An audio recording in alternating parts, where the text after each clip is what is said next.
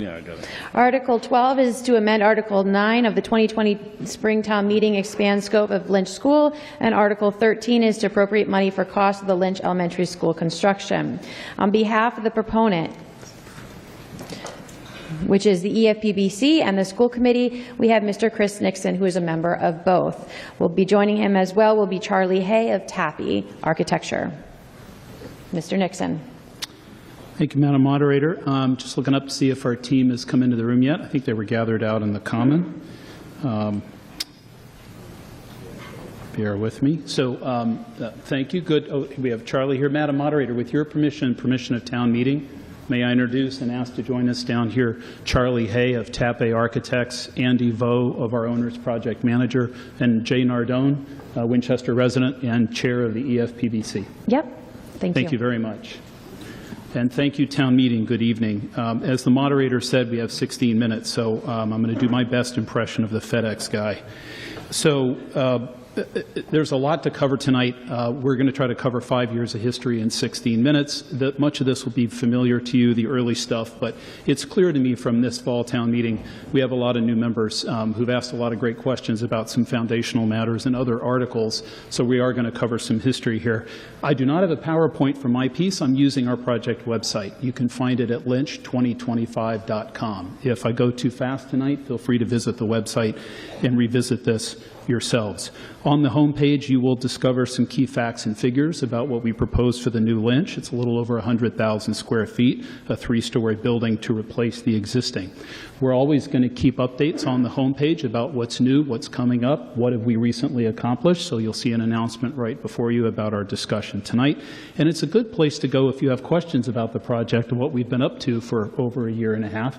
We update this every couple of months when we have a bolus of work, whether it's design work or site investigation or some administrative tasks. And we always keep some milestones down here at the bottom of the page to keep track of our progress with the MSBA. So moving on, let's talk about Lynch today. Why are we here? The Lynch today was built from 1960 to 1961, and it was never intended to be an elementary school. It was Winchester's junior high school. At a little over 80,000 square feet, it's largely a sprawling one-story building. It's very inefficient. It has its original single-pane steel frame windows, and one of the 2 sectional cast iron boilers is original to 1960. We have made very modest investments in Lynch over the time with periodic replacement of key building systems. We've re-roofed the building, but other than a bathroom renovation back in 2013 following the completion of VO, Lynch is largely the building it was when it opened in 1961. Some of the images you see before you may be familiar. The school committee came before you in the spring of 2020 seeking $1.5 million so that we could start the feasibility study with the Mass School Building Authority. And some of these images just sort of illustrate the condition of some elements of the building. We estimate that if we renewed or replaced just those items that today we consider urgent or critical, it would be worth about $43 million. But we would still be stuck with a 1961 junior high school that does not meet the needs of the district. So what did we do about this? Well, as many of you know, in 2017, the school committee voted a new 10-year facilities master plan. It identified a replacement project for both Morocco and Lynch as priorities, and in partnership with the select board, we submitted statements of interest to the Mass School Building Authority's core replacement program. In 2017, they said, nice, but go get in the back of the line. We were still wrapping up this very project we're in tonight. We did it again in 2018. They sent senior staff to Winchester. They toured Lynch, they toured Morocco, but we got no invitation. And it was not until December of 19 that we were actually invited into the eligibility phase for Lynch. Eligibility is a lengthy, about a year-long due diligence process. They evaluate Winchester's housing data, past and present. They look at our enrollment, past and present.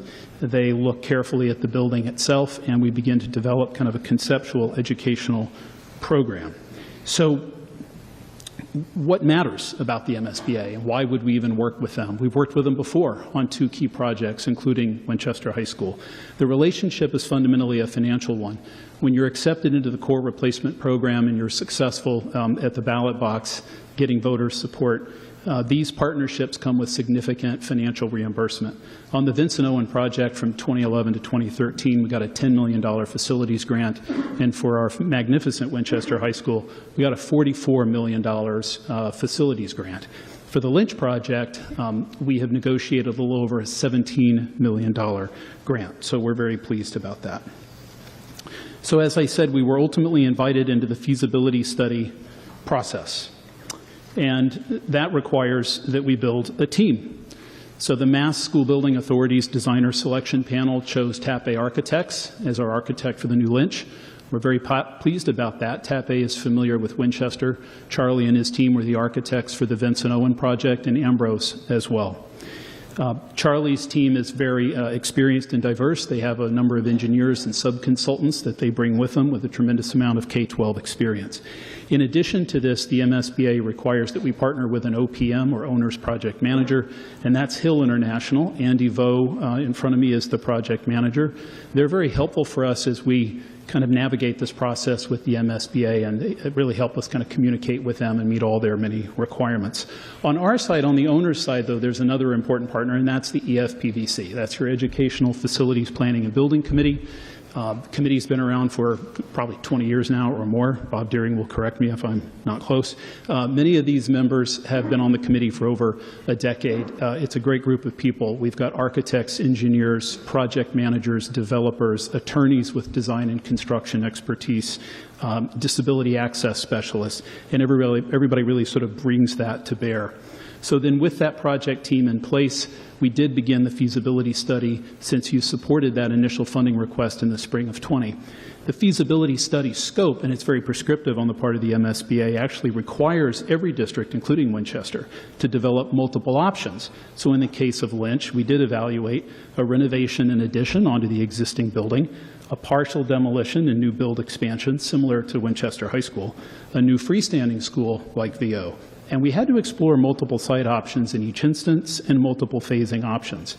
And so after exploring all of these, which you can find on our design page, if we go back in time, you can learn more about those initial 11 options. And so over the course of many months with more development, careful vetting, and some community input, 11 became 6. And 6 became 4 by January of 22. And then in the spring, we narrowed it down to a couple of options. We voted on the one on the left.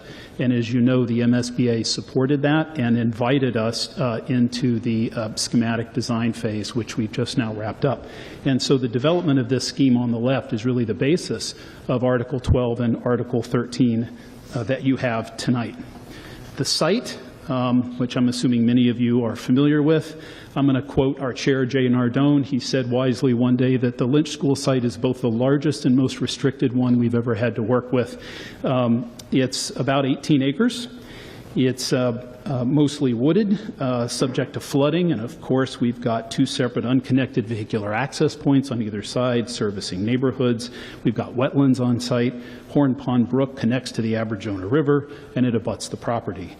We've got the large play fields that we hope to be able to keep in operation, albeit with some restricted access during construction, and significant portions of the site lie in the floodway or the 100-year floodplain. So it's very challenging. Now, everyone who was here at Springtown meeting will remember that large square parcel in the middle of the plan. Mr. Fallon, on behalf of the Select Board, brought forward an article in the spring seeking to transfer the control of an abandoned drinking water well field to the school committee. That was necessary in order for the MSBA to agree to partner with us. The new project actually sits partially on that land. You guys approved that, I believe unanimously, and I really appreciate it. I'm pleased to share that on October 24th, we got written confirmation from Mass DEP that they have actually formally approved the abandonment of the well field, as has the MWRA. So this is a really important administrative task that we've been moving forward on. You can always visit the website if you want to learn a little more about the site, but I'm going to pause, Madam Moderator, and hand it over to Charlie Hay. Matt, if you could just give him a hand. Charlie has a few images to show you in a little more detail what the design looks like.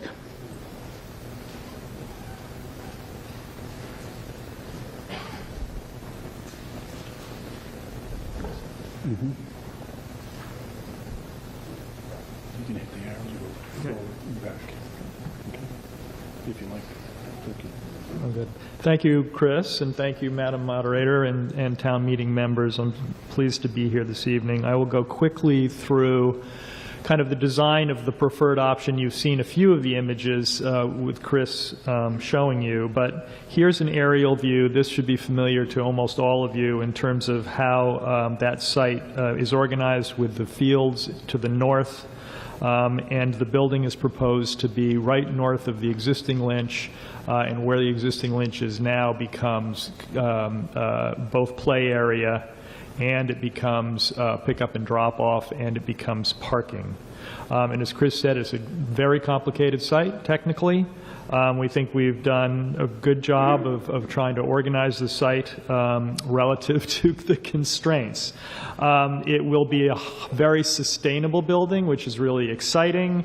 The intent here is to have a LEED Gold building, to have a EUI of 25 or lower, and a sustainable goal of net zero. We think that we can accomplish that through solar technology.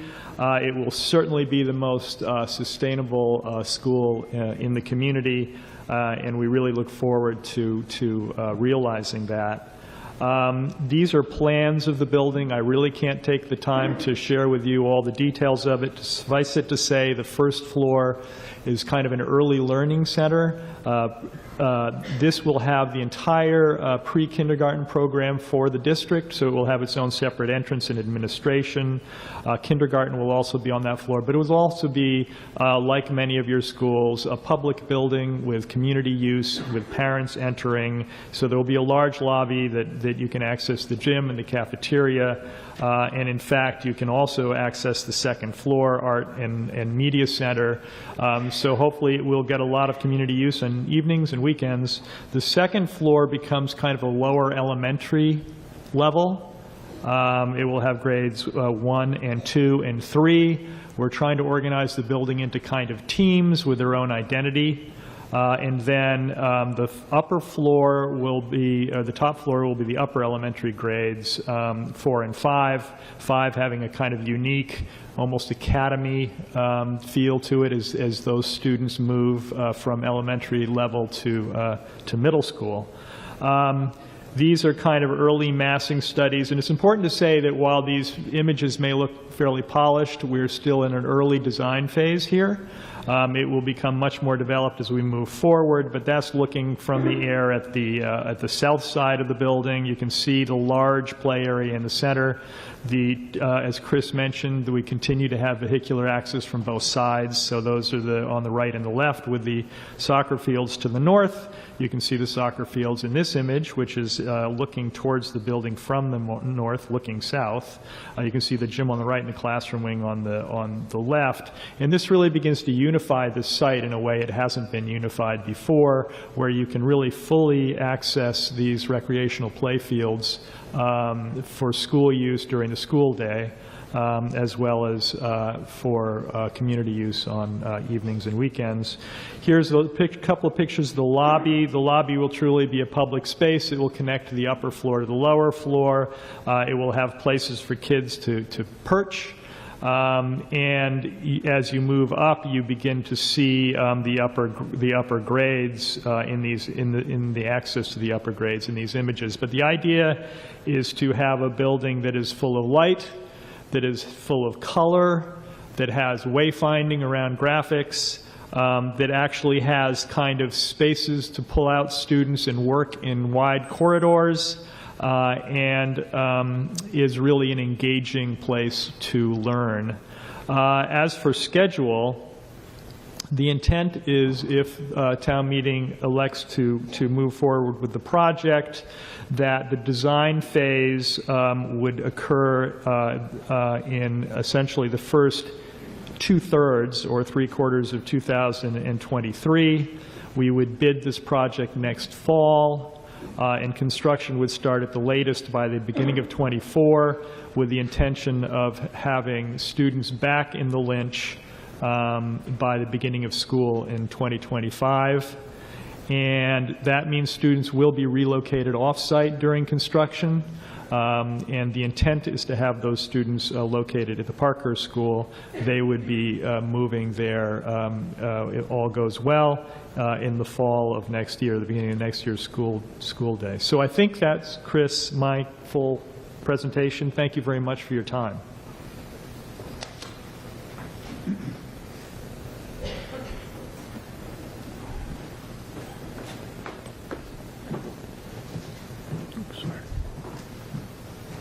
Thank you, Matt. Thank you, Charlie. Okay, so I'm going to wrap up tonight, Madam Moderator, on what I know everybody's thinking about. What's it going to cost? What's it going to cost Winchester? What's it going to cost me, us, you as taxpayers? So first of all, this time last year, we were hopeful that the construction cost would be somewhere up near $60 million. It's a little higher than that. So we've actually got two independent reconciled cost estimates that were submitted to the MSBA with that schematic package in September.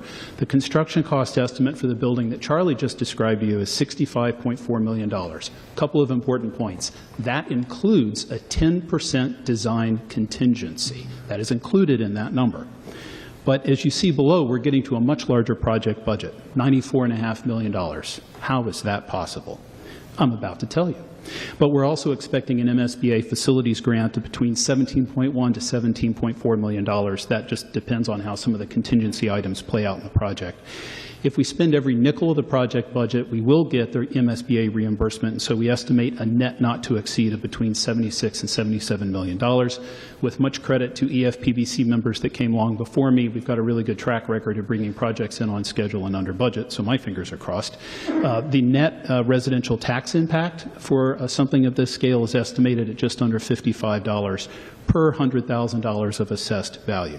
So a couple of quick things. What is construction cost? You've heard me say before, it's the stuff, and it's the labor to put the stuff in place to make the building. So here it's excavation, earth retention, foundation. It's structure, it's a roof, it's the walls, it's the plaster, it's the seats that you're in. But there's a lot more than the stuff that you got to pay for to pull a building together. So we'll get to that. In addition to the $65.4 million construction cost. You have for 30 Lynch, seconds. Thank you. I'll go very quickly. We are investing $500,000 in Parkhurst. We told you that in the spring, and we're going to spend a little over 2.3 to bring the old Lynch down. When we take into account the modular classrooms and temporary site work at $5 million, owners and construction contingencies in addition to the design contingencies we have on the project, and we look at our design and management fees of $9 million, fixtures, furnishings, and equipment for around $3 million, you can see we quickly get to a high project budget. Last point here, management has a consultant that we've been working with to estimate the cost for borrowing. One estimate that we've received is that based on current market conditions, borrowing substantially the full amount in the spring at 5%, which is believed to be a market rate for Winchester with our bond rating, would deliver a cost per year for the average family home of about $693. As You have heard from reached your Ms. time. May I close 60 more seconds, Madam Moderator? To the meeting, 60 more seconds, the proponent would ask. All those in favor? Aye. All those opposed? The ayes have it. Please proceed. You did hear from Ms. Rudolph under her Article 1 presentation opening night that Moody's is reevaluating our bond rating. We don't know where that will go. We don't know what the consequences will be. However, if Winchester's AAA does get kicked down to AA prime, we've received notice this week that the premium for that, again, for the average taxpayer, is about $14 or $15 a year. So what we can really say is it's going to be approximately $700 per year for the median family home.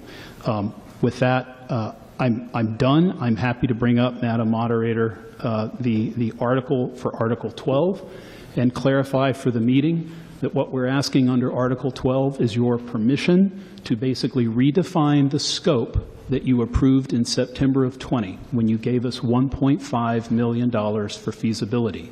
We have underspent that. We have $522,000 left over. We can't touch it because we had a very narrow scope when we came to you. If you allow us to change the scope, we can tap into that money and keep Charlie and Andy and the team moving forward. And that's important to us given the market that we're in. We can keep going on schedule. If you approve Article 12, you're not increasing the project budget. You're just making that money available essentially now If Article 12 fails and Article 13 passes and the debt exclusion passes in January, it just means our design team is sitting on their hands until we get through the election in January. So we feel strongly this is a smart way to keep the project moving. Thank you very much, Madam Moderator. Thank you very much. On behalf of the Select Board, may we get a recommendation for town meeting's consideration? Mr. Mucci.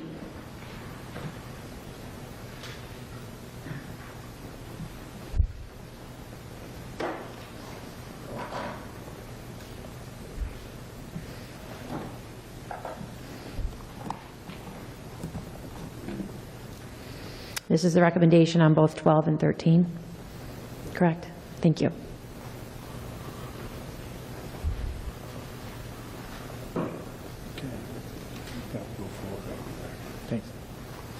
Thank you, Madam Moderator. The Select Board unanimously supports Articles 12 and 13 and hopes you do as well. We feel very confident in the team in place. We've had extensive conversations in public and in private with the team. They seem to be a well-oiled machine and moving forward, and we should all be proud of that. Why we're supporting Article 12 and 13, the facility is failing. It is overcrowded, as Mr. Nixon has stated. He mentioned the 2018 analysis that estimated over $43 million in renewal and replacement costs to address the failing elements of the current building, and we'll be stuck with the 1961 building at the end of the day. We're getting $17.5 million potentially in reimbursement from the MSBA. Delaying the project would only cost the town more and result in the loss of the MSBA funding. And most importantly, education equality. I've heard anecdotally stories, we all have, of kids in Lynch not having the same amount of time for specials or missing snack time because they had to move through the building because it's a winding junior high that's being used as an elementary school. It's time to fix that. One thing that I came before this body before in the spring and talked about was the Select Board policy regarding school building projects and about traffic studies and how we require a traffic study now for any school expansion project. And thankfully, this body funded that traffic study that was completed in the spring by Tool Design. Tool Design completed the study in September 2022. The results of the study were presented to the Select Board. You saw some of those in Article 1 presentations already. We had meetings before our board on those. We had public forums on the traffic study, and we basically have concepts right now for projects to address both sides of the Lynch neighborhoods. In October 2022, we determined, with the help of our colleagues on the school sides, if that money could be rolled in to do those projects with the MSBA question 1, and ultimately we decided no, it was better to proceed with a separate override question. That's why you'll see 2 override questions on the ballot in January. On November 7th, 2022, the Select Board voted how to best to fund these traffic improvements, which are these right here. There's 12 concept plans that we're still in the concept stage, but we're looking to seek from the community in January on the second question funding in order to proceed with about $2.5 to $3 million worth of traffic improvements, sidewalk, pedestrian, bike improvements. I know Anthea showed some of those to you in Article 1. I won't repeat that due to time. But if you think about it, there's 2 neighborhoods, right? We've got the Pond Street side and we've got the Hornbrook side. So it makes sense that we would spend that much in order to address and make sure that the state of the art of the school has adequate means to get to for all our students. So on January 7th, 2022, the second question will read as follows. Shall the town of Winchester be allowed to assess an additional $400,000 in real estate and personal property taxes for the purpose of funding the Capital Stabilization Fund for the fiscal year beginning July 1st, 2023? It is our intentions that that would be the money used to service the debt in order to complete those concept projects that we're still vetting and working out at this point. But we want to make sure when that school opens that those projects are done and everyone has a safe route to this beautiful brand new school. So we hope you support Articles 12 and 13 and also the 2 override questions on January 7th. Thank you. Thank you. Further other question, do we have a recommendation from the Finance Committee? On behalf of the Finance Committee, their chair, Ms. Strong.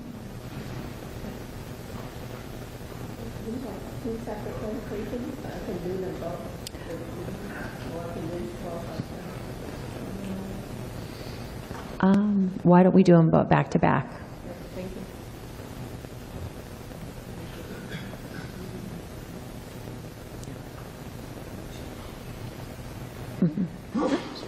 was just trying to get to the relevant spot. Just leave it. Yeah, that's fine. 12 only has one sheet.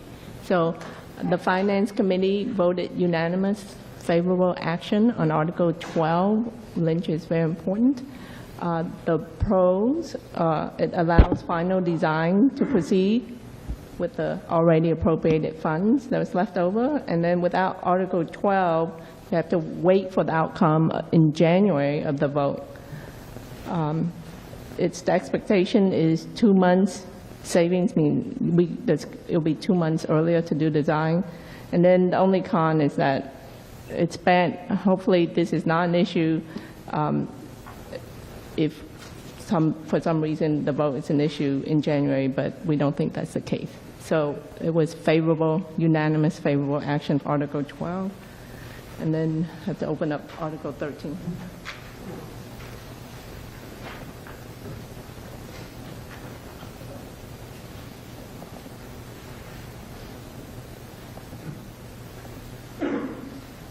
Forward back. Okay, so Article 13 also had a unanimous favorable action. So you saw that it's 77.1 million, and that's going to be part of the town vote in 2023. And here's a quick summary of the cost, right? The total 94, 17.4 million, 77.1. The MSBA reimbursement rates approximately 18%. So these are 3 scenarios that we looked at. Scenario 2 is actually from the EFPBC. The short-term interest rate, 3.5%. Most of the borrowing will come here at 5%, and then the 2027, 5.5%. So the bulk of, you see the dollar estimate in the next slide, but the bulk of it's here. If for some reason the interest rate does go up, the scenarios, which all these scenarios were done by Hilltop Security, so it's the same scenarios here, here, and here, by the same consultant company. So what happens when, actually, I'm going to move to the next slide and come back. So if you saw the scenarios before, and then you look at the per 100,000 estimate we have, so this was the 1028 numbers. I believe it's probably a different number that Mr. Nixon presented, slightly different, but pretty close. The average home on the scenario 2, when you saw, if you add up the cost of like the short term, most of it's at 5% in the middle, and then 5.5%, you come up with about 656. If the interest rate does go up for some reason, you're looking at 735 on the average home, and then 818 in the last scenario 2B. Oops.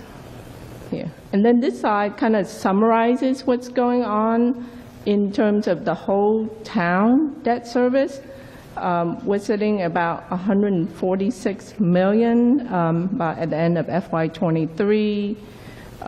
This is, again, this is total debt service cost, meaning total for the life of the loan. Okay, so if these numbers look high, it's just the life of the loan, including Lynch.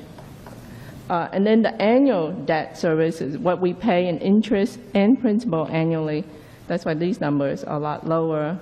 It's basically 8.6 million, and then a year, and then 13.2, 13.8, and so on. With the 3 scenarios that I mentioned, again, this is annual numbers, and this is the life of the loan, which I believe is 30 years for Lynch, but also includes everything else that we as a town are borrowing. Thank you. Oops. Thank you very much. Do we have any other boards or committees that have recommendations for town meeting's consideration? Seeing no one rise. Town meeting members, if you have any questions or comments on Article 12 or 13, now would be the time to come to the microphones.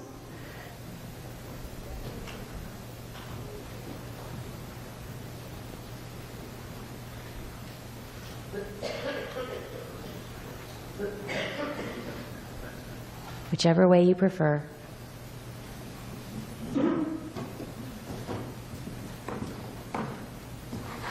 Hi, I'm Jim Ferguson, Precinct 4. Just looking at the reimbursement from the state, just from memory, it seemed that the high school project had a higher percentage of the total cost as reimbursement.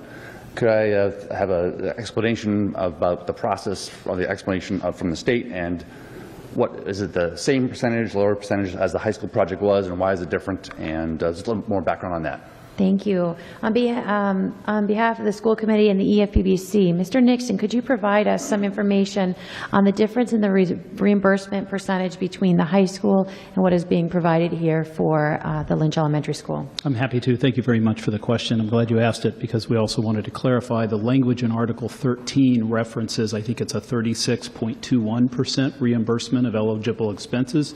You notice from the FinCom chair's presentation an effective rate closer to 18.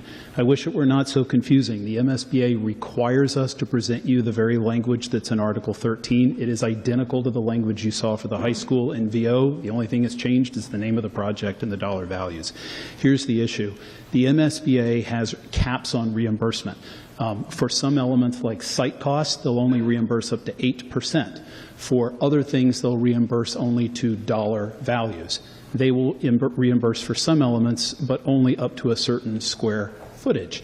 So here at Winchester High School, there was very little in the way of excavation or earth retention or foundations, because if you remember, we're in the bones of the original building. This auditorium was already here. There was very little in the way of structural concrete. We gutted Winchester High School down to what looked like a parking garage with no ramps.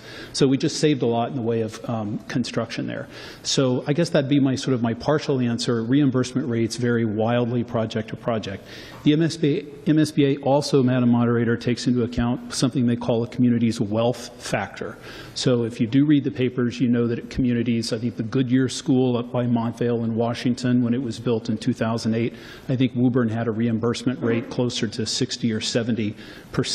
Some communities, and particularly tough parts of Massachusetts that are struggling, have reimbursements rates of 80%.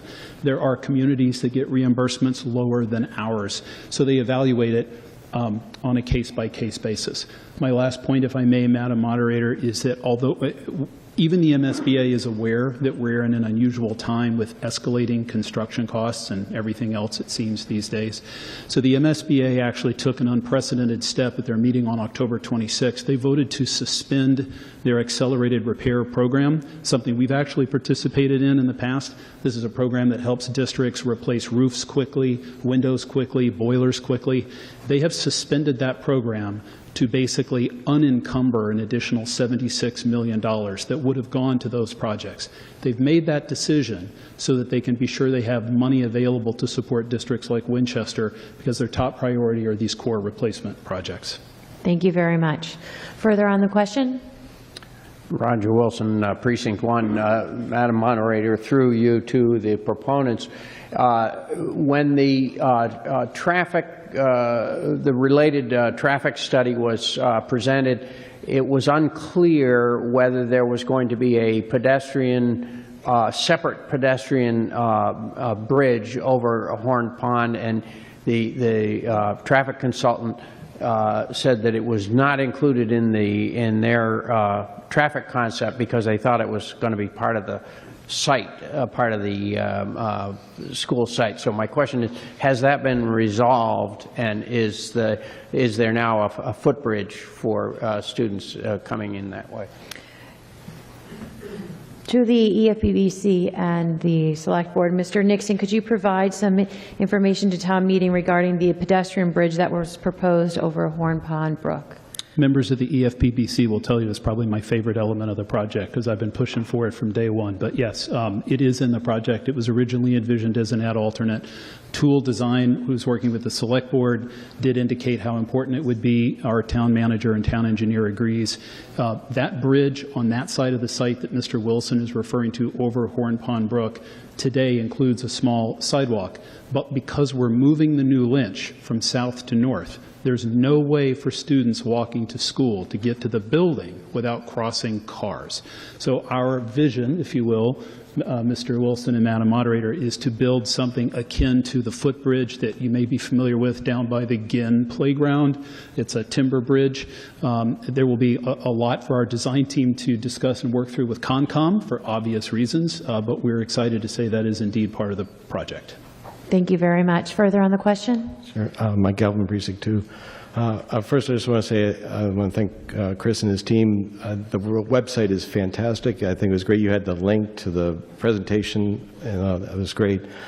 The one thing, I have a couple questions, and it kind of relates to just it might be about your OPM, but the construction climate we're in now is actually incredible. I mean, I have projects, public construction projects right now, and the delay to get things is causing huge cost increases.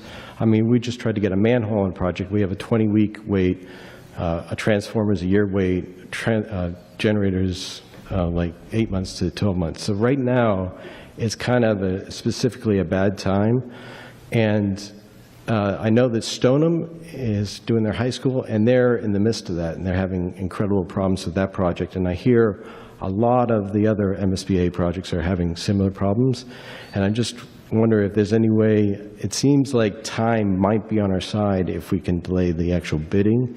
And also I hear that the MSBA might be considering lifting the caps that they have. I'm not sure if we accelerate, if we're going to be able to take advantage of that if that happens. And I just wonder if you know about those things and what you think. Mr. Nixon, could you please provide town meeting additional information on how the analysis has included or not included, depending on your answer, on construction material potential delays given our economy? So if I may, there were multiple questions. I was going to take them in reverse order because I can answer that last one first. I will welcome that. Go ahead. So lifting caps, please. Who answers next? With respect to lifting the cap, so the MSBA will reimburse. Their reimbursement rate is based on a maximum cost of construction. When we were first applying to the MSBA in 2017, the cap was, I think, $300. When we were invited into eligibility, they had raised it to $330.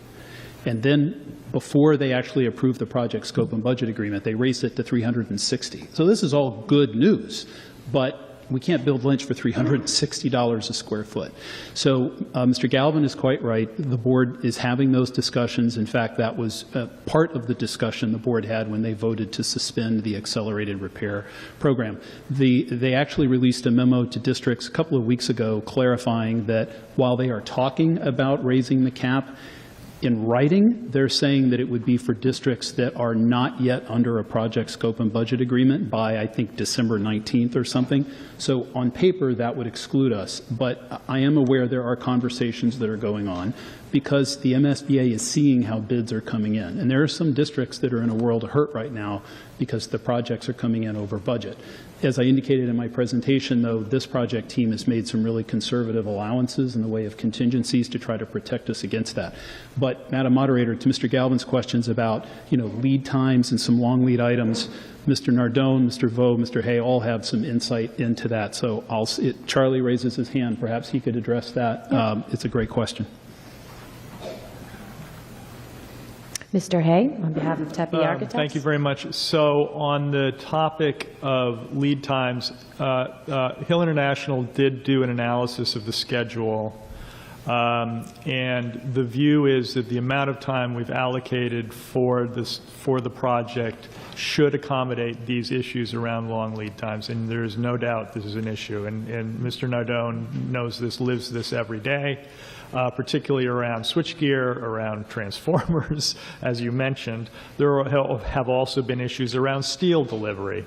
However, when we looked at it and we looked how long it would take to get the stuff to the site, as long as we have a good contractor who makes who's willing to release materials right away, we don't see that as being an issue. And we are certainly doing other projects where contractors, by hook or by crook, are managing to get things to the site. So we think we've built in the time in the schedule that it should allow for that. In terms of cost, the thing about the cost, we are living through remarkable times. We have seen enormous upward pressure on construction costs in the last year to 2 years. Some of that is why you're seeing a price for a project that may intuitively seem a little bit higher than it should be. That's because those increases have been built into the current budget, and as Chris said, in addition, we have, we think, very reasonable contingencies throughout the budget to cover uncertainty.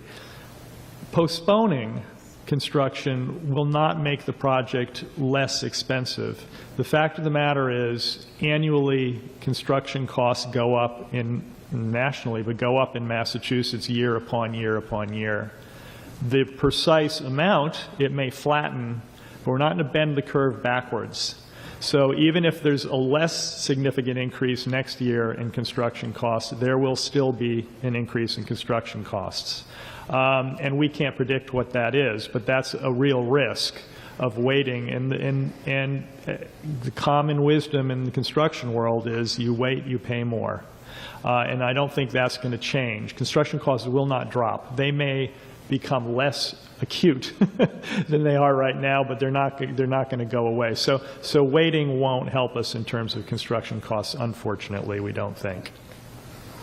Thank you very much. I believe that town meeting member is ready for the question. At this time, I'm going to try to do voice vote. It is, we're going to start with Article 12 from the EFPBC and the school committee. It is moved and seconded that the vote of the town pass under Article 9 at the 2020 spring annual town meeting is hereby amended to expand the scope of the purpose of the appropriation and borrowing authorization to include paying costs of planning and designing the new Lynch Elementary School project in addition to paying costs of the feasibility study, and to delete language regarding the allocation of premium received upon the sale of bonds or notes that is no longer necessary or consistent with the state law, such that said amended vote shall now read as follows. Voted that the town appropriate $1,500,000 for a feasibility study of the Lynch Elementary School located at 10 Brantwood Road, Winchester, Massachusetts, and to pay costs of planning and designing the project, including all costs incidental and related thereto, for which feasibility study and school project the town may be eligible for one or more grants from the Massachusetts School Building Authority, the MSBA. Said amount to be expanded on the direction of the Educational Facilities Planning and Building Committee, that to meet this appropriation, the treasurer, with approval of the select board, is authorized to borrow $1,500,000 under Massachusetts General Laws, Chapter 44 and/or 70B, and/or under any other enabling authority, and to issue bonds or notes of the town, therefore, that the town acknowledges that the MSBA's grant program is a non-entitlement discretionary program based on a need as determined by the MSBA, and any cost the town incurs in connection with the feasibility study in excess of any grant approved by and received from the MSBA shall be the sole responsibility of the town, and that the amount of the borrowing authorized pursuant to this vote shall be reduced by any grant amount set forth in the feasibility study agreement that may be executed between the town and the MSBA. Requiring a two-thirds vote. All those in favor? Aye. All those opposed? It passes unanimously.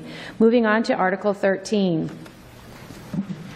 This is also presented by the EFPBC and requires a two-thirds vote.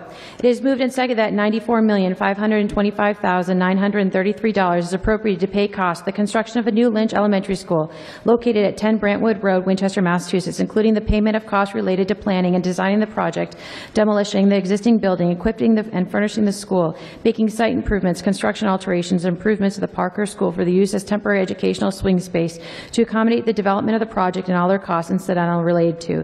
Also here referred to as the project, which shall have an anticipated useful life as an educational facility for instruction of school children of at least 50 years, and for which the town may eligible for a grant from the Massachusetts School Building Authority, the MSBA. Said amount to be expended under the direction of the Educational Facilities Planning and Building Committee, that to meet this appropriation, the treasurer, with approved of the select board, is authorized to borrow said amount pursuant to General Law, Chapter 44, Section 7, Subsection 1, or General Law, Chapter 70B, or pursuant to any other enabling authority, and to issue bonds or notes of the town, therefore, that the town acknowledges that the MSBA's grant program is a non-entitlement discretionary program based on need as determined by the MSBA, and any project cost the town incurs in excess of any grant approved by or received by the MSBA shall be the sole responsibility of the town, provided further that any grant that the town may receive from the MSBA for the project shall not exceed the lesser of 1/36 and 21/100%, 36.21%, of eligible, approved, and project costs as determined by the MSBA, or 2, the total maximum grant amount determined by the MSBA, that the amount of borrowing authorized by this vote shall be reduced by any grant amount set forth and received pursuant to the project funding agreement executed between the town and the MSBA, and that in accordance with Section 4-2 of the Town of Winchester Home Rule Charter, the town manager shall have the authority to enter into contracts and approve payments with respect to the project provided. However, that the authorization to borrow pursuant to this vote shall be contingent upon the town's passage of a ballot question to exempt the principal and interest payments on the bonds from the tax exemption of General Law, Chapter 59, Section 21C, Proposition 2.5. This requires a 2/3 vote. All those in favor? Aye. All those opposed? The ayes have it unanimously.